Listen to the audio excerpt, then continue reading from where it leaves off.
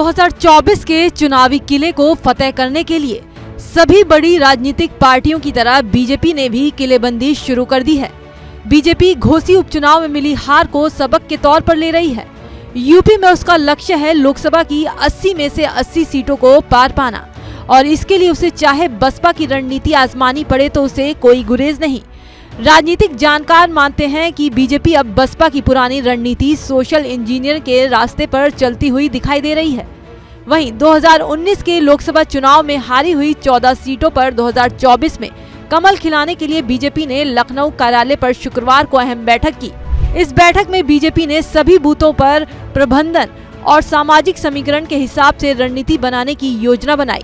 हर booth को जीतने की रणनीति के तहत बीजेपी उत्तर प्रदेश की सभी 80 लोकसभा सीटों को टारगेट करेगी। यूपी की राजधानी लखनऊ में बीजेपी की लोकसभा प्रवास योजना के तहत मैनपुरी, अंबेडकर नगर, लालगंज, श्रावस्ती लोकसभा क्षेत्र के संयोजक, प्रभारी और विस्तारकों की बैठक में ये मंथन हुआ। इस बैठक में पार्टी के राष्ट्रीय महामंत्री सुनील बंसल ने कहा, बूथ स्तर पर टीम वर्क से ही जीत का लक्ष्य हासिल होगा।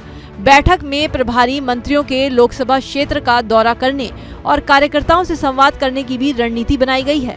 इसके साथ ही उनके फीडबैक के आधार पर समस्याओं के समाधान करने और हारी हुई सीटों पर मंडल प्रवासी तैनात कर मंडल स्तर पर चुनावी योजना तैयार करने पर रणनीति भी बनी है। उन्होंने सोशल इंजीनियरिंग पर भी जोर दिया है। इसके साथ ही सुनील बंसल ने निर्देश देते हुए कहा कि प्रत्येक विधानसभा क्षेत्र में सामाजिक समीकरण के हिसाब से योजना बनाएं। पिछले चुनाव में जिस समाज के वोट नहीं मिले उनका वोट हासिल करने की रणनीति पर ध्यान दें। हारी हुई सीटों को जीतने की रणनीति के मंथन में बीजेपी का ज्यादा फोकस रायबरेली और मैनपुरी को लेकर रहा। बता दें कि यूपी की ये दोनों ऐसी सीटें हैं जहां बीजेपी को अब तक एक बार भी जीत नहीं मिली है। बहरहाल अब देखना ये है कि क्या वाकई बीजेपी आगामी चुनाव मायावती की राह पर चलेगी और अगर बसपा की रणनीति बीजेपी अपनाती है तो 2024 में उसका कल्याण होगा या नहीं।